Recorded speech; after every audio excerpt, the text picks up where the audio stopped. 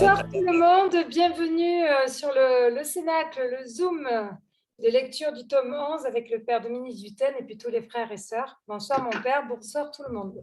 Bonsoir. Bonsoir. Alors mon père, je vais vous démarrer directement avec deux questions. Donc la première vous vient de Chantal qui vous dit « Je donne mon fiat au Seigneur le matin et autant qu'il m'est possible dans la journée. J'invite notre Seigneur dans mes actes actuels. J'inclus quelques prières faites avec Jésus. Et j'ai l'impression d'être toujours connectée à lui. Je considère que c'est une prière constante. Est-ce que c'est vraiment cela? Ou la prière, le fait de prier, c'est-à-dire recueilli, manque? » Il y a plusieurs choses là. Voyons, donc les actes le matin, ben c'est bien. Hein. L'important dans la divine volonté, c'est pas un changement d'action, c'est l'intention. C'est un changement d'intention. Donc, à partir du moment où on a la ferme décision de vivre dans la divine volonté, de ne pas laisser vie à sa volonté humaine, et d'être attentif en tout pour voir si dans nos choix, dans nos fidélités, on met toujours donc la divine volonté à la première place. Ben, même si on oublie, c'est pas grave. C'est cette intention. Après, il y a une croissance, bien sûr. Jésus dit à Louisa que tu toucheras de la main ma divine volonté opérante. C'est sûr que, mais généralement, c'est dans la foi. C'est pas des grâces sensibles. Voilà. Après, tous nos actes sont prières. Quand on est dans la divine volonté, c'est ça qui est extraordinaire, c'est un mouvement de paupières, n'importe quelle petite chose, petit acte dans le livre 32, Jésus dit nous faire des grandes choses. Faire des grandes choses, c'est bien, mais nous, ce qui nous plaît, c'est nous cacher dans la petitesse de l'acte de la créature. Et donc, tout devient prière. Tout devient ce sont des vies divines que nous produisons donc tout au long de nos journées, dans la mesure où on est toujours fermement décidé. Alors, ça ne veut pas dire qu'on ne va pas sortir de manière involontaire de la divine volonté, mais ça, Jésus le sait. On n'a pas besoin d'attendre d'être en mode continu pour commencer. Bien sûr. Je ne sais pas si j'ai répondu, parce que comme la question était un petit peu... En fait, ce qu'elle voulait vous dire, c'est qu'elle fait ses actes, elle a l'impression d'être toujours connectée à Jésus en faisant ses actes préalables et ses actes actuels. Mais est-ce que le fait de ne pas se poser dans la prière recueillie en silence, c'est quelque chose qui manque du coup à ça? Ou est-ce que le fait de le sentir dans tous les actes suffit? Ah oui, la prière, le silence, si, c'est quelque chose qui doit faire partie, parce qu'on est bien avec Jésus, et les vérités qu'on découvre dans le livre du ciel, et cette intimité avec lui nous produit en nous comme une sorte d'absorption en Dieu, d'attraction en Dieu. Donc on a besoin de se retrouver seul en amoureux, et ça c'est normal. Après, toutes les formes de prière sont bien. On peut faire des rondes avec les mystères du rosaire, on peut faire des rondes en allant à la messe, en prenant les actes de tous les hommes, je ne sais pas, pour qu'ils se repentent au moment du Seigneur prend pitié. Après, au moment de l'offertoire, on peut prendre toutes les offrandes de tous les hommes de tous les temps pour que toutes reçoivent l'épiclèse du Saint-Esprit. Après, on communie dans la divine volonté. Après, notre vie, la vie même dans la divine volonté, c'est de faire des rondes. C'est ça la divine volonté. C'est d'être tout le temps en mouvement avec Jésus, dans tout ce qu'il fait lui, pour le faire nous, et pour que lui puisse répéter ce qu'il fait en nous. Ce n'est pas Jésus qui va faire les choses à notre place, ça c'est une erreur commune. C'est Jésus en nous qui va nous enrichir de tous ses attributs, tous les attributs divins, pour que nos actes soient des actes divins, c'est-à-dire que nous mettons en branle tous les attributs divins dans chacun de nos actes, son amour, Moi, c'est sa Dominique, moi, j'aime pas. miséricorde. C'est son frère que j'aime. Voilà. Voyez.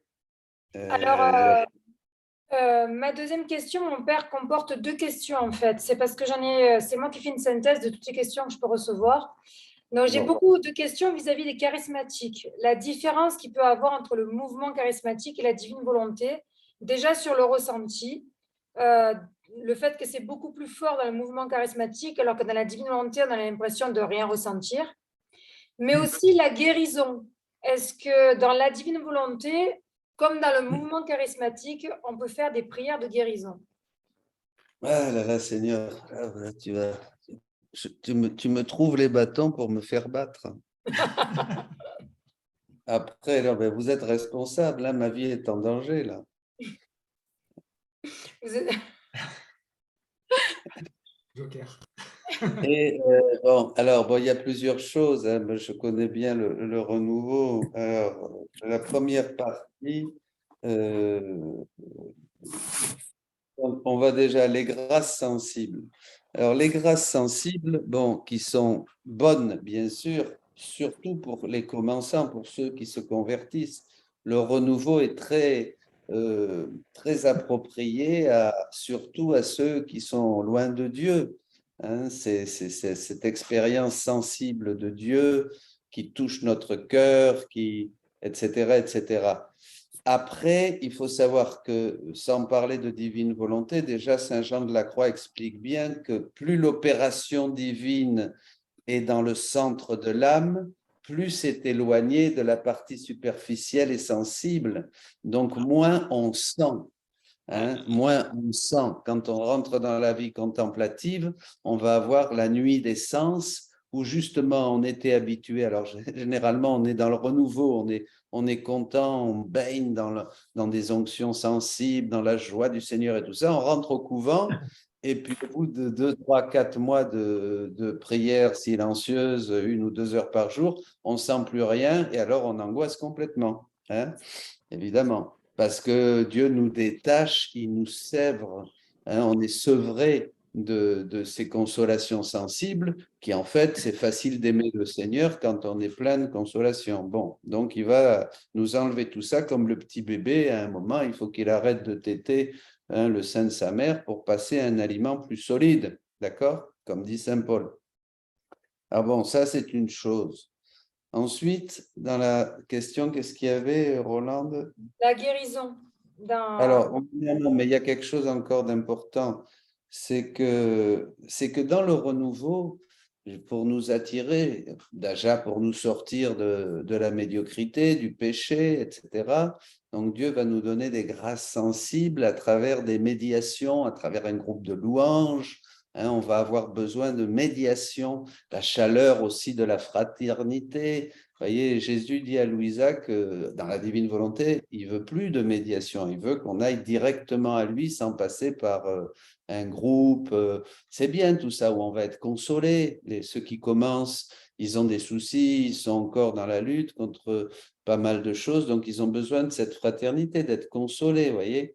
Dans la divine volonté, on ne cherche plus les consolations, c'est nous qui consolons Jésus. On s'occupe de Jésus. Il y a un changement complet. Ça, c'est un autre point très important qu'on ne peut pas toucher. C'est qu'avant, on cherche à être consolé, on cherche à être visité par le Seigneur, on se prépare à sa confession, on se prépare à l'Eucharistie. Tout est pour moi. Le Christ est mon Rédempteur. Dans la divine volonté, je vais permettre à Jésus de répéter sa vie pour justement le libérer de la prison eucharistique, je crois que c'est le texte d'aujourd'hui, pour le consoler, pour l'accompagner dans sa passion au Jardin des Oliviers.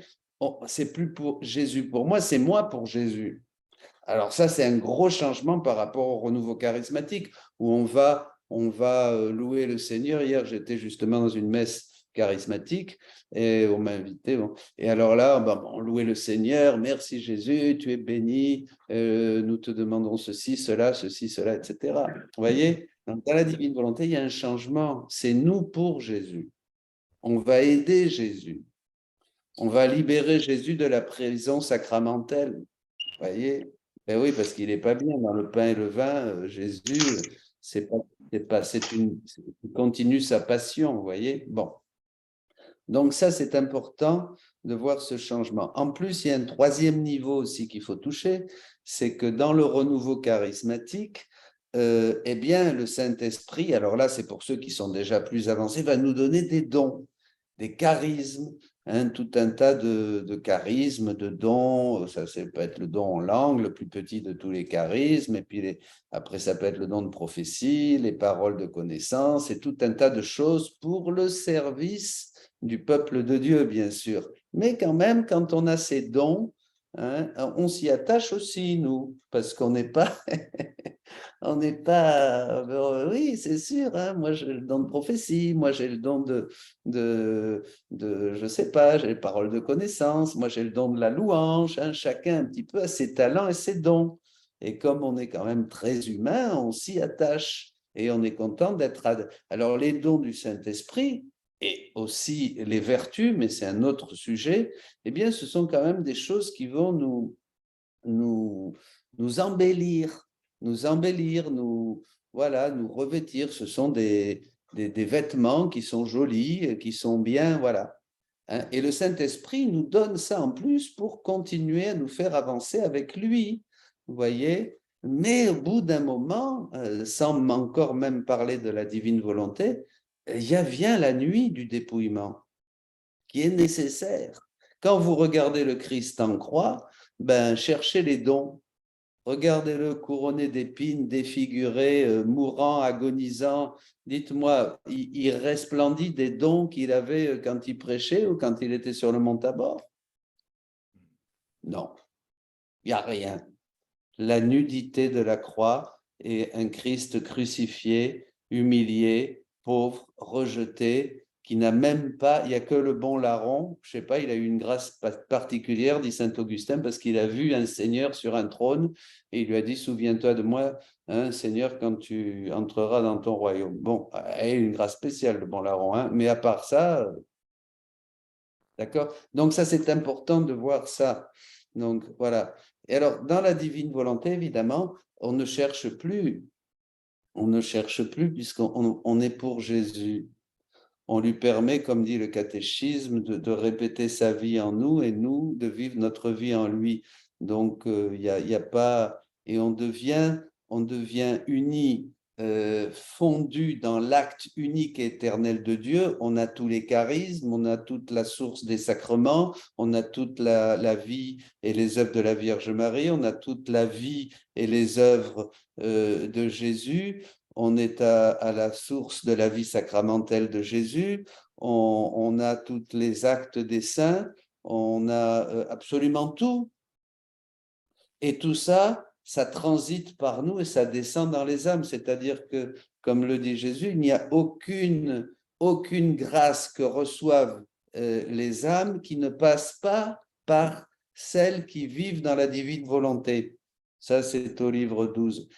Tout, même les grâces des saints, je crois qu'on va le voir aussi, même les grâces des saints, la stigmatisation de Saint François, de Père Pillot, l'incarnation mystique de Conchita, toutes les grâces des saints, en plus des autres grâces, transitent par l'acte unique et éternel de Dieu. Donc si nous vivons fondus dans l'acte unique et éternel de Dieu, nous devenons les pieds du missionnaire, la bouche des prédicateurs, la force des martyrs, la sainteté des saints. C'est fou! Et toute l'économie du salut, tout le désir de Dieu a été justement focalisé sur ce moment dans lequel nous entrons, c'est-à-dire les premières générations qui vivent après Louisa dans la divine volonté. C'est pour ça que c'est important de marquer, il y a une distinction, il y a une continuité. Je partais avec quelqu'un, oui, bien sûr, il y a une grande continuité par rapport à tout, depuis la création d'Adam, en passant par tout ce que nous avons vécu ces 2000 ans de sainteté humaine. Mais il y a aussi quelque chose qui est tout à fait nouveau. Sinon, il n'y aurait pas de troisième fiat. Pour qu'il y ait un troisième fiat, comme il y a eu le fiat de la création, le fiat de la rédemption a vraiment mis quelque chose de nouveau, même s'il y a eu une continuité par rapport à l'Ancien Testament. Toute notre liturgie est basée sur la liturgie du temple. Hein, il y a une continuité extraordinaire. Et maintenant, il y a une continuité extraordinaire parce que Jésus vient accomplir. On est toujours dans un accomplissement, mais il y a aussi, avec l'avènement de Jésus-Christ et du royaume de sa divine volonté, il y a quelque chose d'immense. Enfin, voilà. Donc, pour rester dans notre sujet, ouais. Je ne sais pas si j'ai tout répondu. Oui, ça a l'air. Est-ce que je peux... Moi, j'aimerais faire la comparaison du palais du roi dont nous sommes les enfants. Dans la divine volonté, nous avons tout, comme Adam. Nous n'avons pas besoin de demander. Dans le renouveau, on est encore à l'extérieur du palais. On demande, on fait notre petit travail dans notre volonté propre. Le soir, on sort du palais, on a notre argent, et puis c'est tout. Mais donc, on reçoit quelque chose, mais dans une mesure infiniment plus petite que la totalité et la plénitude qu'on reçoit dans la divine volonté. Donc, c'est pas mal le renouveau. On loue, on remercie, on demande, mais c'est pas la plénitude du palais du roi où nous sommes les fils. Et, nous avons tout ce que nous voulons. Donc, il y a une grande différence, je dirais, de degré dans la plénitude des dons. Oui, on a ce coffre, vous vous rappelez ce coffre que nous donne ce roi. Jésus prend l'image d'un roi où il nous donne un coffre qui est plein d'or, mais là, plein de trésors.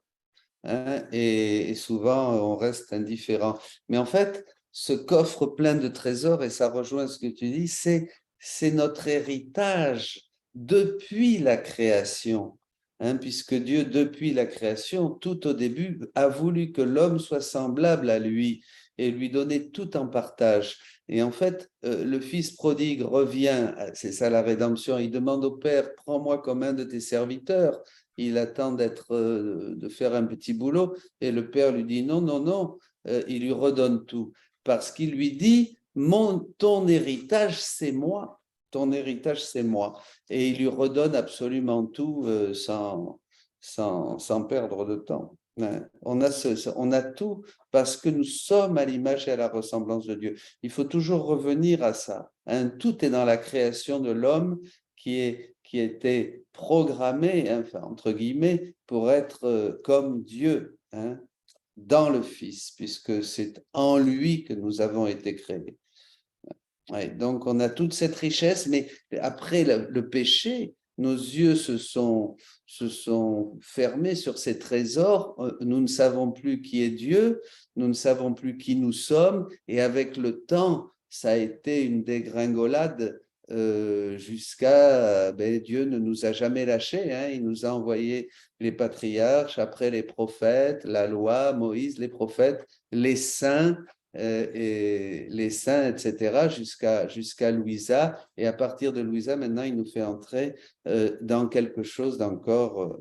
Le renouveau s'inscrit depuis la Pentecôte. Hein, qu'est-ce que reçoivent les apôtres le jour de la Pentecôte? Ils reçoivent l'intelligence et la compréhension des paroles de Jésus.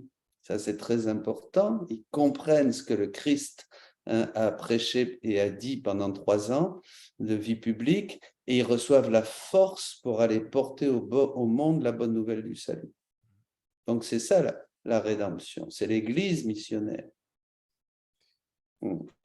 Dominique, j'ai 3 lignes dans le livre 25 qui illustrent parfaitement ce que tu viens de dire. C'est Jésus qui dit « Tout cela devait être manifesté depuis le début de la création, si Adam n'avait pas péché, parce qu'en chacune de mes manifestations sur mon divin fiat, l'homme devait grandir dans la sainteté et la beauté de son Créateur, et mon intention était de faire cela petit à petit, lui donnant par petites gorgées la vie de la divine volonté, pour le faire grandir selon le désir de ma divine volonté. Ainsi, par son péché, l'homme a interrompu mon discours et m'a réduit au silence. » Très beau texte. Oui, c'est quelle date, ça, dans le livre 25? C'est le tome 25 mars 1929. 25 mars 1929. Il rappelle donc que dès le départ, effectivement, il devait accorder le don de la divine volonté, dès le départ. Bon, mais si vous voulez bien, alors on va pouvoir commencer. On va commencer parce que c'est un sacré chapitre et malheureusement, mes amis, moi, il faut que je parte à 3 heures parce que, enfin, à 3 heures chez moi, là, je suis de l'autre côté. Donc, on va pouvoir commencer. Alors, mon Ramon, au 15 mars 1912. Qui fait la volonté de Dieu agit divinement. La divine volonté est la sainteté des saintetés. Louisa. Voilà. Alors là, oui, là, déjà, c'est très important. Il y a une note.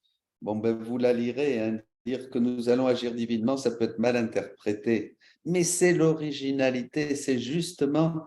Bon, je parlais avec quelqu'un cet après-midi, c'est-à-dire que nous, on a fait grandir, même les plus grands saints ont toujours fait grandir cette semence du baptême, qui est justement cette semence qui va nous diviniser, hein, nous cristaux-transformer, disait le cardinal Balthazar, hein, mais on va la faire grandir avec des actes humains.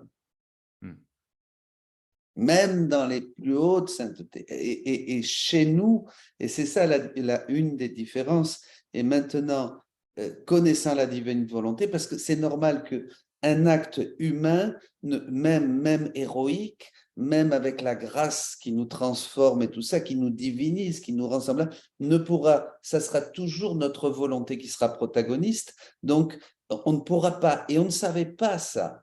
Il va falloir que notre acte soit divin pour pouvoir continuer à grandir dans la vie divine jusqu'à sa plénitude. Vous voyez la différence? Ça, c'est très important. C'est ça qu'il faut expliquer parce qu'on se dit, mais alors, qu'est-ce qu'il y a de plus dans la divine volonté, hein? On voudrait voir que la divine volonté est dans une sorte de continuité normale, comme naturelle. Eh bien non, c'est pas possible. Sinon, on réduirait le troisième fiat à quelque chose de plus, toujours plus de la même chose, hein, quelque chose qui vient encore enrichir. Non, ça ne serait pas un troisième fiat, ça serait une spiritualité puissante, merveilleuse, Luisa Picaretta. Vous voyez, ça c'est important. Donc, on a un problème de pastoral. Bon, je touche un peu un thème, c'est-à-dire que comment faire comprendre à des gens qui ne connaissent pas la divine volonté et des gens qui sont férus en théologie mystique, en philosophie et tout ça, hein, qui ne connaissent pas encore qu'il y a quelque chose de différent. Vous voyez, que ce n'est pas une continuité comme ça. Il y a une discontinuité. Hein. Ça ne veut pas dire que le passé est passé, c'est fini. Non, Jésus, quand il est venu, il a dit, on vous a dit, moi je vous dis. Ben, c'est un peu ça. On vous a dit, mais maintenant, ça va être comme ça. Maintenant, ça va être comme ça avec les vertus. Maintenant, vous allez découvrir la finalité de l'Eucharistie, des sacrements, voilà, etc. Et donc là, agir divinement. Alors, on n'est pas supérieur à Dieu. Donc là, je vous invite à lire la note, hein, qui est très bien. Une chose, bonjour Père Dominique, une chose qui est importante et qui me vient aussi, là tout à l'heure ça m'est venu, quand on parle de la divine volonté, j'aime bien garder en mémoire ce que Jésus dit à Louisa en termes d'échange de volonté. Et donc de comprendre, donne-moi ta volonté, dans un des passages de mémoire, j'ai plus en tête, où Jésus dit, les âmes me donnent habituellement ce qui est à moi, ce que je leur ai donné. Et donc, elles en viennent finalement à me donner ce que j'attends, qui est leur volonté.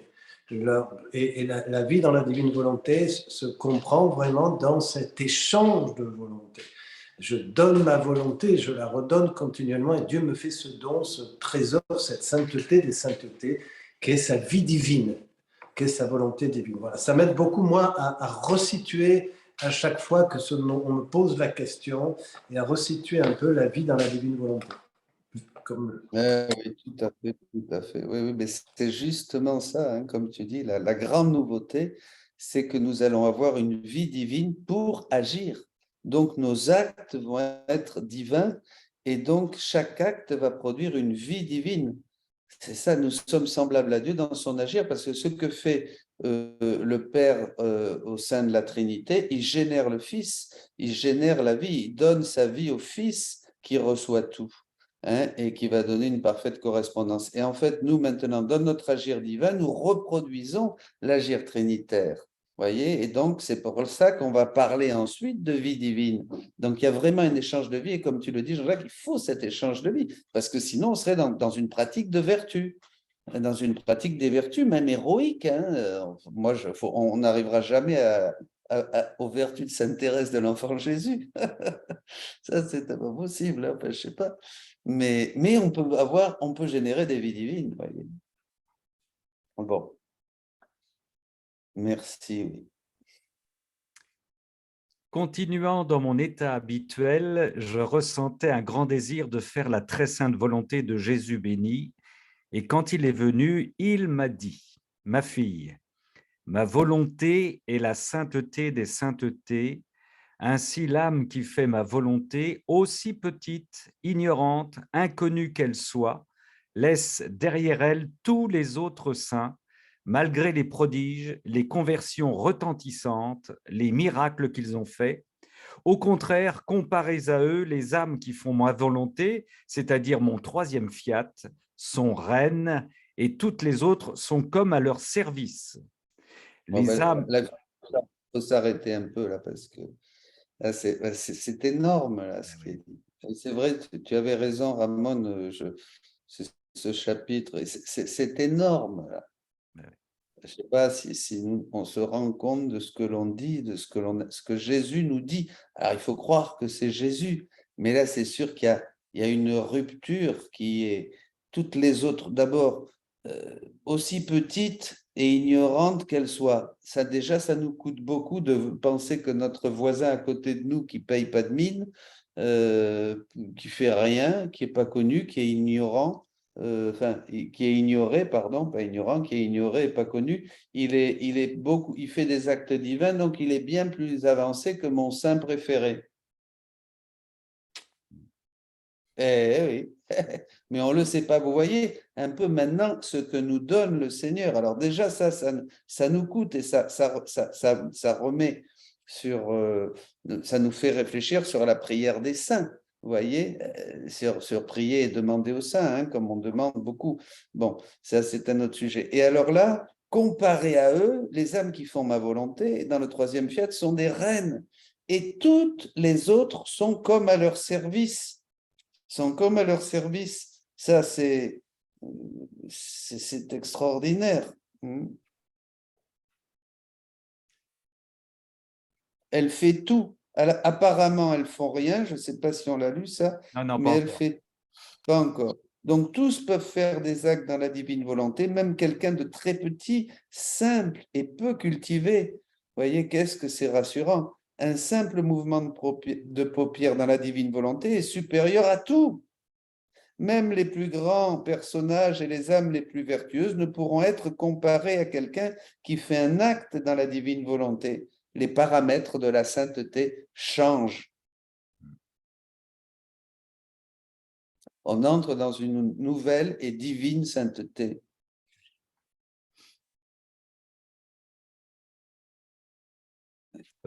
C'est la note 5, ça je précise. Hein. C'est la note 5 du livre. C'est la note 5, oui, ça c'est la note 5. Où on en est là. Les âmes qui font ma volonté semblent ne rien faire et elles font tout. Parce qu'en demeurant dans ma volonté, elles, ces âmes, agissent divinement de manière cachée et d'une façon surprenante. Ainsi, elles sont une lumière qui illumine, elles sont des vents qui purifient, elles sont du feu qui brûle, elles sont des miracles qui font faire les miracles. Celles qui les font sont seulement les canaux, parce que c'est dans ces âmes qui vivent dans la divine volonté que réside la puissance pour les faire. Voilà. Si bien... Oui. Je ne sais pas si on lit les notes là, parce qu'elle fait tout à l'instar donc de Dieu, cette âme. La note 6, elle participe à son agir dans l'ordre de la création, dans l'ordre, c'est-à-dire qu'elle continue à créer en vivant dans la divine volonté, par nos actes, et peut-être un jour, on continue l'œuvre de la création, puisqu'on est unis à cet acte unique éternel de Dieu qui crée continuellement, qui conserve et qui nourrit tout ce qui existe, le soleil, les fleurs, les oiseaux, la mer, tout. Hein? Nous sommes ces âmes, continuent aussi, participent à son agir dans l'ordre de la rédemption, c'est-à-dire nous partageons, nous vivons et nous sommes unis à tous les actes de Jésus et de Marie. Et dans l'ordre de la sanctification, nous nous trouvons dans tous les tabernacles, nous nous trouvons à la source de tous les sacrements, partout, partout, partout, partout. C'est énorme. Dieu œuvre partout de manière cachée, invisible au point que nous doutons de son omniprésence. Eh bien, il en est de même pour une âme qui vit dans la divine volonté. Ces actes sont des vies divines qui vont se multiplier à l'infini partout. On ne les voit pas, mais ces vies, elles s'étendent partout et font du bien à tous. Donc, c'est là où on comprend la note 7, les âmes qui vivent dans la divine volonté influencent divinement et de manière cachée tous les hommes, mais de toutes les générations. Les hommes, Adam après sa chute, et toutes les générations qui ont suivi avant le déluge, et après toutes les générations qui ont suivi dans l'Ancien Testament, et tous les saints, et tout le purgatoire, et nous réjouissons tous les saints du ciel. Donc les saints du ciel, on va les réjouir. Moi, j'aime bien leur dire, Saint Joseph, réjouis-toi, Sainte Thérèse, réjouis-toi. Comment je vais demander à Sainte Thérèse une grâce? Comment je vais demander à Saint François ou ma sainte préférée une grâce pour moi personnellement? D'abord, dans la divine volonté, il n'y a plus de réflexion personnelle et de vie centrée sur soi. On l'a déjà vu dans un chapitre précédent. Mais au contraire, maintenant que j'ai tout ça, je vais réjouir les saints. Je suis comme avec eux. Ouais. Pardon, pardon, non, mais je n'ajoute rien à ce qui est dit, mais je pense immédiatement, quand on dit, Jésus dit, ils vivront ma vie même. Donc, réaliser que, alors c'est sûr, c'est immense, hein, parce qu'on voit tellement ce qu'il y a de limité, de misérable en nous, mais réaliser que c'est la vie même de Jésus en moi. Déjà, c'est un acte héroïque de foi de l'accueillir et de se dire, ben oui, c'est comme ça, c'est ça que Jésus veut. Et ça m'aide à comprendre que si c'est la vie même de Jésus, comme il est dit dans les notes ici, effectivement, ben, ça réjouit les saints, on est en dehors de l'espace et du temps, c'est déjà la vie des bienheureux. Jésus nous fait déjà vivre la vie des bienheureux ici, sur la terre. Voilà, ça paraît un peu fou, mais ça peut être compréhensible quand on pose comme réalité que ben, Jésus veut vivre sa vie en nous, comme il est déjà dit dans le catéchisme de l'Église catholique. Et c'est très important ce que tu dis, parce que c'est justement, c'est là, cet échange de vie dont tu parlais, n'est possible que quand Jésus va s'infuser, vivre en nous. Et c'est ce qu'il demande au chapitre 17 de Saint Jean, Père, toi en moi, et moi en eux. Et c'est ce moi en eux qui commence maintenant d'une manière très, très réelle dans la vie, dans la divine volonté.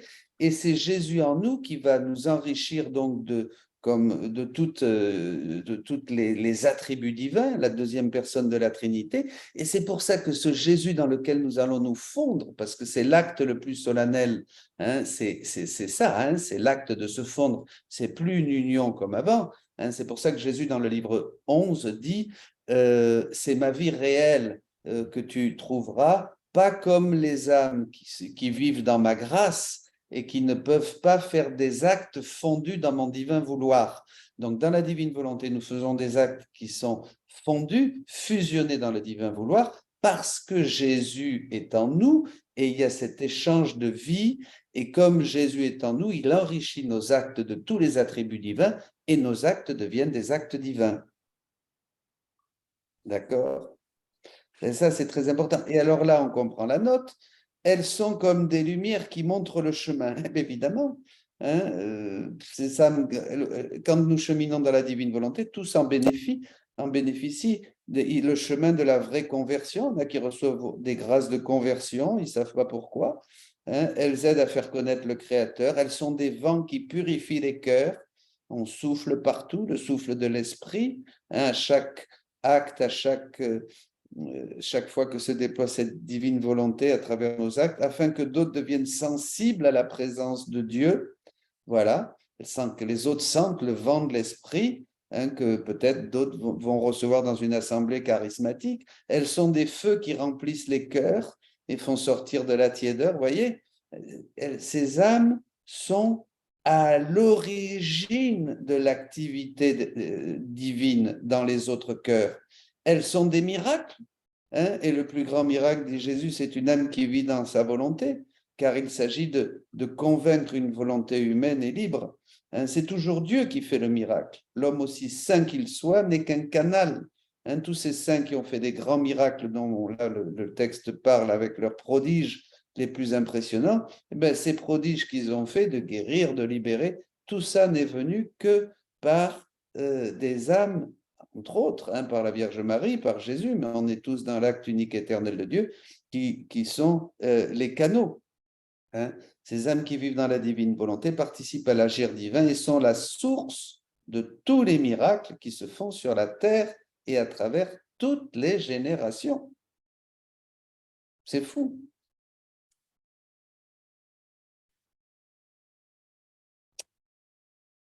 Voilà, je ne sais pas s'il y a d'autres questions.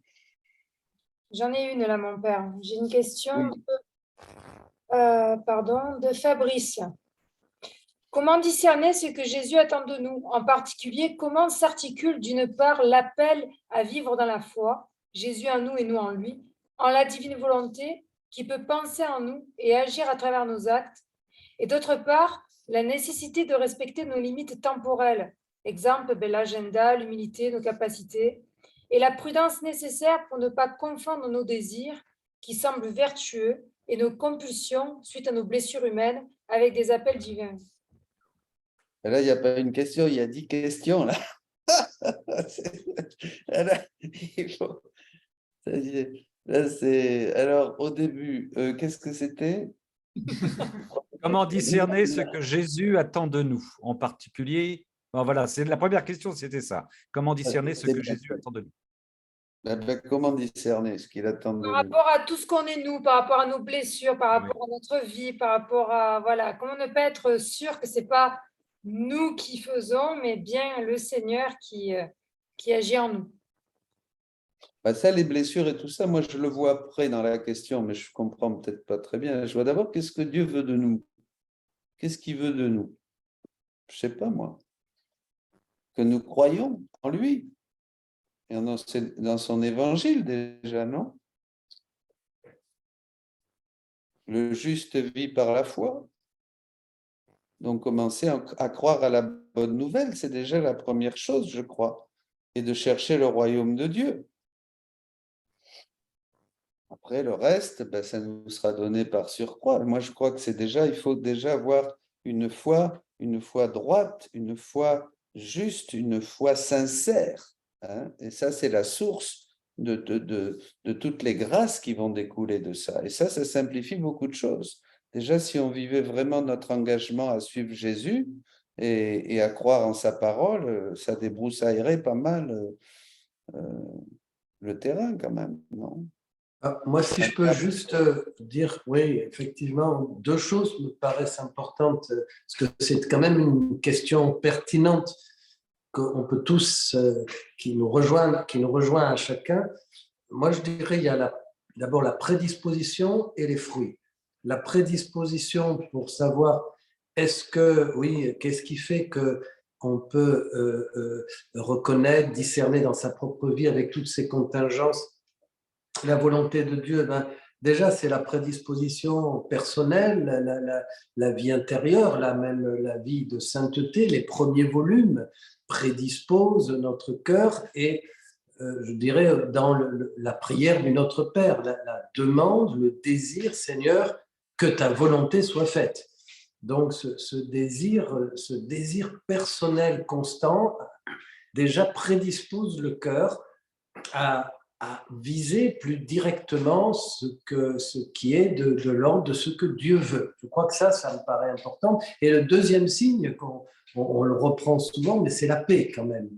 À partir du moment où, malgré toutes les contingences, même si on n'a aucune certitude sensible, la paix du cœur, la paix des fruits, une certaine joie aussi personnelle, sont quand même des signes personnels sensibles aussi de l'accomplissement de la volonté de Dieu. À mon avis, je pense que c'est des éléments importants. Je ne sais pas ce que tu en penses. Oui, tout à fait, hein, tout à fait. Et on peut même rajouter les contingences, là, tout comme dit notre ami, de toutes ces choses qu'on doit faire, l'agenda, le travail, tatati, tatata. Louisa dit à Jésus, oui, je sais que dans un volume que les âmes oui, qui vivent dans la divine volonté ne cherchent plus rien d'autre, que de vivre dans la divine volonté, et tu leur fais tout oublier. Et c'est à ça qu'on doit arriver. En fait, on doit arriver à ce que déjà on appelait la sainte indifférence, Saint François de Sales, mais c'est plus, peu importe. On fait pas. Là maintenant, on est invité à manger en famille et tout ça. C'est pas qu'on ait envie, on y va parce qu'à travers tout, on permet à la divine volonté de se déployer dans nos actes. Donc, qu'on aille manger, qu'on aille au supermarché, qu'on soit en train de répondre à un client parce qu'il faut bosser et tout ça, la finalité, c'est toujours laisser la divine volonté agir dans nos actes. Donc, peu importe ce qu'on fait. Et ça, c'est très libérant et c'est extraordinaire, je trouve. Moi, ça me touche beaucoup. C'est que, parce que souvent, je ne sais pas, vous, moi, je dis, ah ben tiens, j'ai pas envie de faire ça. Ah ben ça me fatigue, ça me complaire, comme on dit. Hein, vous voyez? Et ça, c'est la volonté humaine. On a encore des choix. Et ça, j'aime bien. Ah ben, je préfère cette forme de prière. Je préfère aller avec ces gens-là qui sont sympas qu'avec le voisin qui est casse-pied. Ou je sais pas moi, tout un tas de choses. Il y a cet humain. En fait, dans la divine volonté, notre unique finalité, c'est la laisser se déployer dans nos actes. Et là, tout devient prière. Donc, c'est pour ça, les âmes dans la divine volonté ne cherchent plus rien d'autre que ça. Vous voyez quand même, vas-y, on parlait des exigences des saints avant, mais c'est quand même très exigeant. Je crois que c'est important aussi, une fois qu'on a décidé d'entrer dans la divine volonté, voilà, tout est fait, eh bien, on se laisse faire comme un petit bébé, un nouveau-né, on a tout à recevoir, c'est un cadeau, donc on n'a plus de choix personnel, on laisse faire notre vie comme elle vient et tout est bon. Et le Seigneur, il sait ce qu'il nous faut et il va nous donner peut-être des contrariétés au début qui seront excellentes pour nous, pour justement nous ajuster à la divine volonté. Petit à petit, eh bien, on va devenir, voilà, dans l'indifférence, on fera ce qui va se présenter. Si je peux ajouter quelque chose, Philippe, j'ai déjà souvent pu parler avec des personnes de tout ça. Et ce qui peut perturber les personnes, c'est très souvent quand elles se trouvent devant un choix professionnel ou un choix familial ou quelque chose qui va vraiment bouleverser leur vie ou quelque chose. Et là, elles se posent la question de où est la volonté de Dieu et qu'est-ce que Dieu attend de moi. Donc souvent, quand dans un moment comme ça, on leur répond, on est comme un bébé, oui, mais elles sont dans un choix qu'il faut qu'elles prennent, donc là, il faut qu'elles y soient. Donc, Okay. j'ai un peu tendance à répondre à ces personnes, un peu ce que disait le père Jean-Jacques tout à l'heure. Laisser Dieu faire et on sent la paix qui arrive, même dans un choix qui, personnellement, nous semblerait pas le choix que nous, on aurait choisi. Nous semblerait même le dernier des choix qu'on aurait choisi. Et pourtant, on sent que l'appel nous appelle là et il y a une grande paix qui vient s'y mettre. Voilà. Et pas une paix dans le sens paix, joie. Paix, bien-être. Non, une paix dans le sens calme. Voilà. Et donc, même si cette décision, c'est pas celle que moi, je sens que j'aurais choisie, c'est celle vers laquelle je me dirige. Et après, j'ai aussi tendance, alors peut-être que je me trompe, mes pères, dites-moi si je me trompe dans mes réponses, mais j'ai aussi tendance à leur dire que, quoi qu'il arrive, le Seigneur est là, il va s'occuper de faire rebondir la personne pour la guider, la mener, prendre toujours un peu plus sa place en elle. Et que le principal, c'est surtout, ça revient un peu à la question que posait Fabrice tout à l'heure, qu'est-ce que le Seigneur attend de nous? De vivre avec nous et en nous chaque acte là où il nous a mis. là où on est. Ce qu'il attend de nous, c'est vivre avec nous. Voilà. Voilà. Je crois que l'on peut dire que comme cette maxime importante, le triomphe de la divine volonté, c'est la volonté propre agissant dans la divine volonté. Ça veut dire qu'à un moment, Dieu nous donne cette possibilité de faire agir sa volonté par notre volonté propre. Et donc, lorsqu'on se trouve devant un choix, il nous dit, ben vas-y, prends ce que je te mets ici en face de toi, soit d'un côté, soit de l'autre.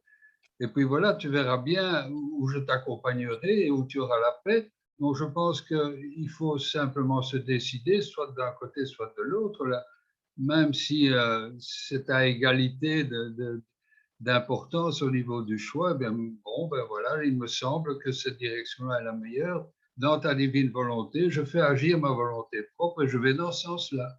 Et je pense que là, à ce moment-là, eh bien, on laisse faire la divine volonté qui nous mène dans la paix. Et si c'est le cas, ben c'est bien. Enfin, il me semble. Hein.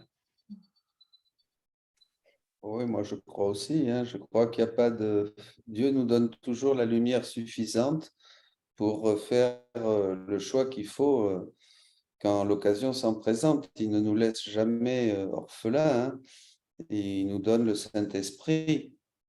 Bon, et puis si on ne sait pas, eh ben, on peut demander conseil, hein, parce qu'on ne sait pas toujours, on peut demander conseil à quelqu'un qui est éclairé. C'est le rôle de l'Église, de la direction, l'accompagnement spirituel.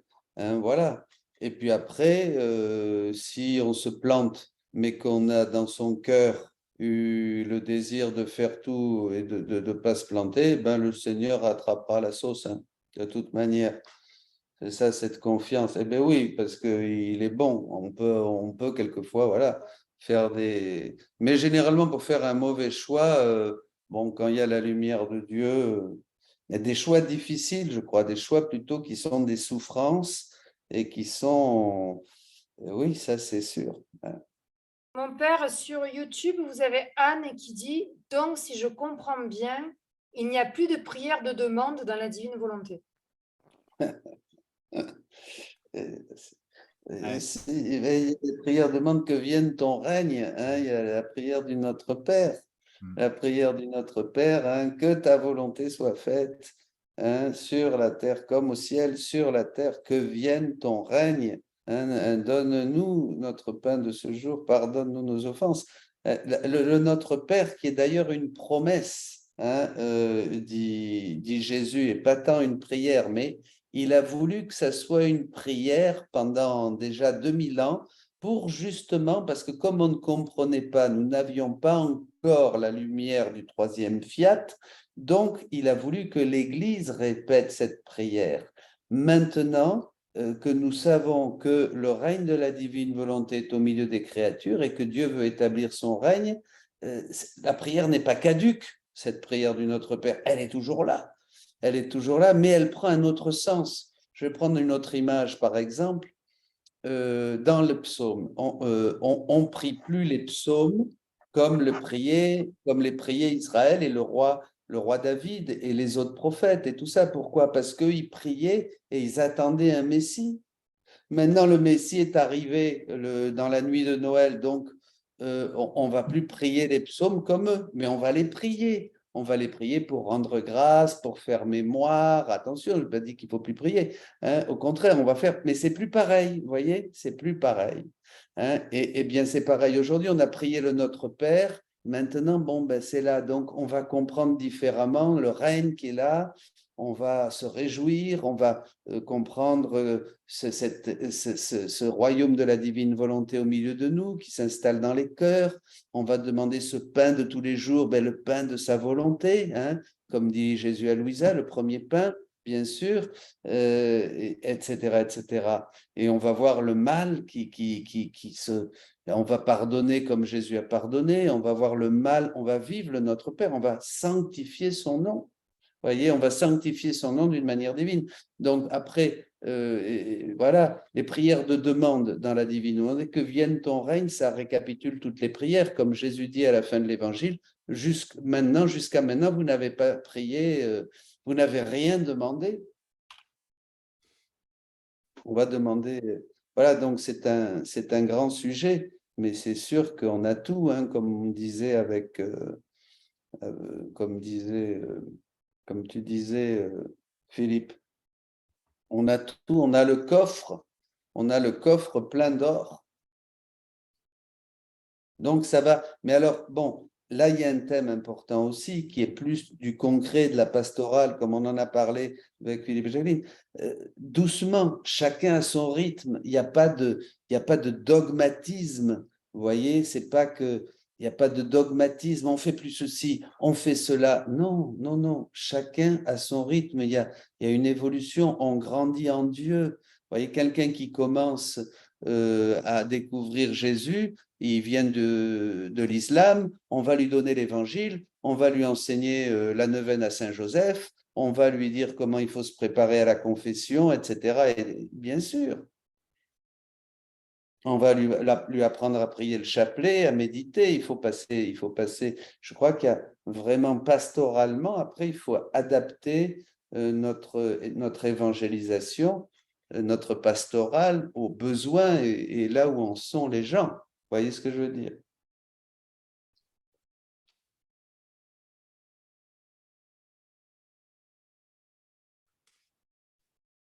Prie comme moi, dit Jésus, et ne mets pas d'intention, car moi-même, je sais mieux que toi les intentions pour lesquelles il faut prier. Donc, même les intentions, ne les place pas. Bien sûr, mais ça c'est très important. Je dis souvent aux gens, est-ce que Jésus va prier plus pour Ramon que pour Marc, ou plus pour Marc que Philippe, hein? Mais il ne va pas prier plus pour l'un que pour l'autre. Et nous, si on prie comme Jésus prie, mais prie comme moi. Chapitre 11, chapitre 123 du livre 11. Vous allez la voir bientôt. Extraordinaire ce chapitre. Prie, mais prie comme moi. Donc, je veux me fondre. L'acte le plus solennel, le plus important de Jésus, c'est l'acte de se fondre dans la divine volonté. Et tu trouveras toutes les créatures. Et tu trouveras Dieu. Et tu referas ce que j'ai fait. C'est ça que j'ai fait durant toute ma vie sur Terre. Ne peux-tu pas faire la même chose? Donc, vous voyez, c'est un apprentissage, la divine volonté, que chacun va vivre à son propre rythme. On prie pas. Moi, je ne sais pas vous, mais moi, je ne prie pas aujourd'hui comme je priais il y a 1 an. Eh oui. Ça a vachement changé. Je dirais, c'est une découverte, c'est un dévoilement. Et là, on voit la délicatesse de la pédagogie divine, c'est qu'en fonction de nos capacités et de notre ouverture, bien, le Seigneur se dévoile petit à petit, il se donne à se connaître, à nous connaître, enfin, à se connaître, quoi. Donc, il y a une tendresse là dans cette pédagogie que je trouve merveilleuse. Il n'y a rien qui est bousculé, qui est violent. Et je pense que, comme vous le disiez, Père Dominique, bon, s'il y a un musulman qui se convertit, eh bien, on va commencer par le prendre là où il se trouve, là où il démarre, en sachant très bien là où on va le mener. Mais on le fait avec la douceur de Jésus. Je crois qu'il n'y a pas de brusquerie, quoi. Il y a une grande douceur qu'on retrouve en Marie, hein, qui est vraiment notre institutrice, notre pédagogue, quoi, dans le silence. C'est ça qui heurte beaucoup, je pense aussi, par exemple, les gens du renouveau qui s'attendent à des choses un peu démonstratives et quand ils nous voient dans le silence, ils pensent qu'on prend tout ça de haut et que, voilà, ils ne voient rien venir et donc ils se demandent quoi. Mais pour eux, c'est difficile Ne préjugez pas. de se mettre à lire, hein. Mais voilà, bon, c'est difficile, c'est pour dire simplement qu'on est en but à des remarques, à des critiques auxquelles il n'est pas facile de répondre, hein. Donc, Oui, on ne veut pas juger, bien sûr qu'on ne veut pas juger, mais et on peut pas on doit répondre à des questions. Ouais, c'est un vécu. Hein. C'est un vécu, oui, parce qu'on se trouve en face souvent de critiques, on se sent voilà, jugé. Nous nous sentons jugés et nous voulons dire, restons fraternels et chacun a sa part de vérité. Voilà, le Seigneur se révèle selon ce que nous voulons.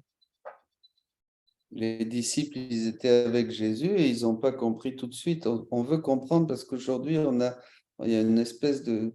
On veut comprendre tout de suite. Ça, c'est immédiatement, je veux comprendre. Mais non, le Seigneur, nous, comme tu dis, nous apprend à nous abandonner et à attendre et ça vient, voilà. Et ça, c'est déjà une attitude, une disposition à la prière. Tandis que quand on trépigne et qu'on est énervé et qu'on est même agressif parce qu'on veut comprendre tout de suite, là déjà, on n'est pas disposé à la prière. Faut qu'on se calme.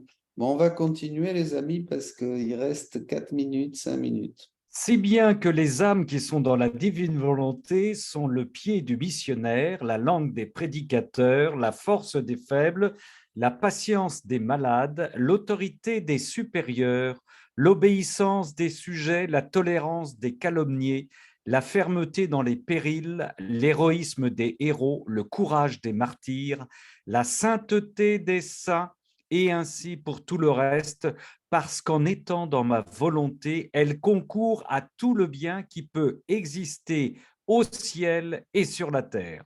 Voilà pourquoi je veux bien dire qu'elles sont mes vraies hosties, mais des hosties vivantes et non pas mortes, parce que les accidents qui forment l'hostie ne sont pas pleins de vie et n'influent pas sur ma vie. Au contraire, l'âme qui vit dans ma divine volonté est pleine de vie, et faisant ma volonté, elle influe sur tout ce que moi je fais et y concourt. Voilà pourquoi ces hosties consacrées par ma volonté me sont plus chères que les hosties sacramentelles elles-mêmes, et si j'ai une raison d'exister dans les hosties sacramentelles, c'est bien pour former les hosties sacramentelles de ma volonté. Ma fille, le plaisir que je puise dans ma volonté est si grand qu'à seulement en entendre parler, je jubile de joie et j'appelle tout le ciel à faire la fête. Imagine toi-même ce qu'il en sera de ces âmes qui la font, ma volonté. Je trouve toutes les joies en elles et je leur donne toutes les joies. Leur vie est la vie des bienheureux. Les deux seules choses qui leur tiennent à cœur, qu'elles désirent et qu'elles convoitent sont ma volonté et l'amour. Elles ont peu à faire alors qu'elles font tout. Leurs propres vertus sont absorbées dans ma volonté et dans l'amour. Ainsi, elles, les âmes, n'ont plus rien à faire avec elles parce que ma volonté contient, possède, absorbe tout, mais en mode divin, immense et interminable. C'est cela la vie des bienheureux.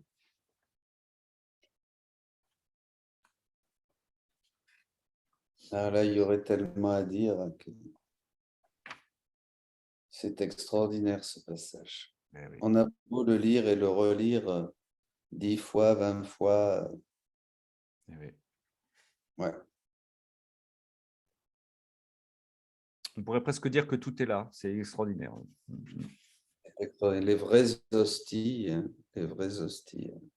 Ah, ça me parle, Jésus, ce pauvre Jésus qui est prisonnier dans les accidents, trouve ce soulagement avec ses âmes dans la divine volonté, parce que là, nous sauvons Jésus de sa passion, c'est-à-dire nous le libérons de la prison des espèces sacramentelles, de la prison de l'hostie, parce qu'il peut déployer sa vie en nous. Voyez, dans l'hostie, il n'a pas d'yeux, il n'a pas d'oreilles, il n'a pas de bouche pour parler, il n'a pas de bras, il n'a pas de pieds. C'est terrible, c'est terrible. Il est complètement opprimé. Mais ça, vous pouvez écouter le dernier enseignement sur l'Eucharistie. Là. Ouais. Oui, c'était très, très bien là, avec Salvador, Rossi, Alexandro. Et donc, et voilà. Et alors là, il va trouver tes yeux, tes mains, tes pieds. Vous voyez, et c'est ça qui est extraordinaire. C'est que nous sommes ces hosties véritables. Et en fait, ce que fait le prêtre avec le pain et le vin, la divine volonté va le faire sur nous dans chaque acte. Dans chaque acte, on va être consacré. Chaque acte va être consacré et devenir une hostie. Ça ouvre un panorama. Alors là, je veux bien, comme quelqu'un me dit qu'il y a une continuité. Oui, mais là, il y a une continuité. Bon, d'accord. Mais quelle discontinuité là? C'est énorme, c'est énorme.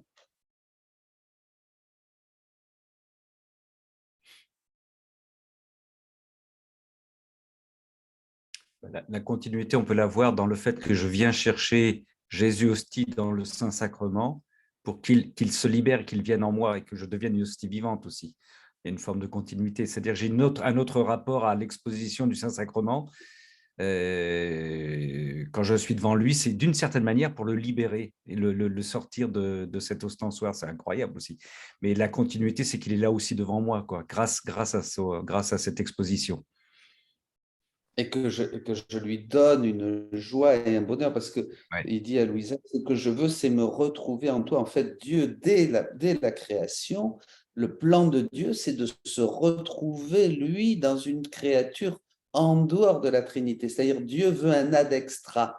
Et cet ad extra, ça va d'abord être Jésus, le premier-né de toute créature, bien sûr, mais c'est Jésus parce que c'est l'homme. Hein. Et comme dit Saint Jean, nous le verrons tel qu'il est parce que nous lui serons semblables. Voilà, c'est ça. Et c'est le projet de Dieu, c'est d'avoir une famille à l'image et à la ressemblance du premier-né de toute créature. Et puis ça, et c'est ça. C'est extraordinaire.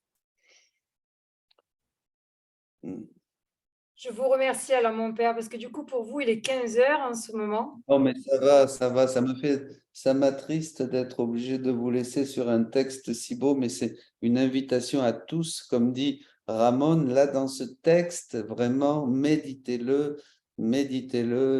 Et alors les âmes, évidemment, c'est pas qu'on va plus aller à la messe, au contraire, les âmes qui vivent dans la divine volonté ont encore plus de raisons d'aller à la messe que les autres, parce que Jésus va pouvoir vraiment se retrouver lui-même dans la créature. Hein. Et donc là, il va rester. Tandis que dans les autres qui ne vivent que sous la grâce, il reste le temps qu'ils se dissolvent, hein, et après, il laisse les effets de la grâce, bien sûr. Oui, il nous donne les effets de la grâce. Mais dans les âmes qui vivent dans la divine volonté, Jésus trouve Jésus.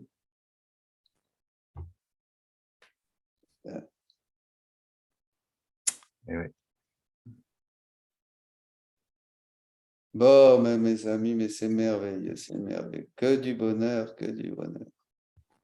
En tout cas, j'observe, Dominique, avec tout le respect que je te dois, qu'à chaque fois on dit qu'on lit et relit 10 fois, 15 fois le texte qu'on a déjà lu, c'est comme si on le lisait la première fois. Il nous redonne à chaque fois une vie nouvelle, quoi. Incroyable, incroyable. Ça, c'est incroyable. Et c'est là où on voit que c'est une parole de Jésus, qui a une autorité qu'on ne trouve pas.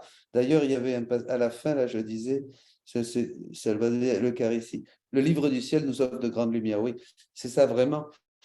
C'est ça, comme tu dis. On ne se lasse pas, parce qu'on ne peut pas, et je crois, alors il y a des gens qui disent, ah oui, mais je retiens rien. Et oui, parce qu'il ne s'agit pas de retenir, c'est pas comme un enseignement sur le livre des demeures, et déjà même la vie des saints et ce dont parlent les saints, on le comprend dans la mesure où nous le vivons. Mais là, dans la divine volonté, c'est vrai, c'est des choses qui vont devenir vie en nous. Et c'est là où nous pourrons en parler vraiment, voyez. C'est pour ça que chacun chemine à son niveau. Jusqu'où chacun est libre d'aller jusqu'où il veut.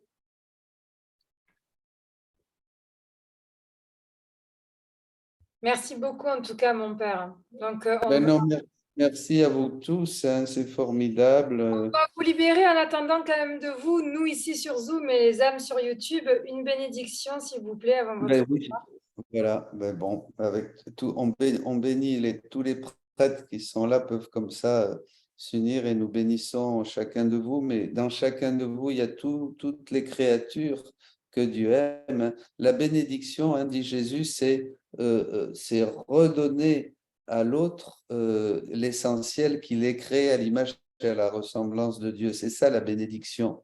Hein, c'est très important, il faudra voir ce thème de la bénédiction. À chaque site de croix, on appelle à ce que la divine volonté descende régner sur la terre comme au ciel. Voilà, aussi. Oui. Le Seigneur soit avec vous. Et avec votre esprit. Et que Dieu Tout-Puissant vous bénisse, le Père, le Fils et le Saint-Esprit. Amen. Amen. Et soyez aussi abondamment bénis, mon Père. Vous aussi, mes amis, à la prochaine. Hein. Restons tous unis dans le fiat divin, nous nous retrouvons tous. Amen. Au revoir. Au revoir. Au revoir. Au revoir.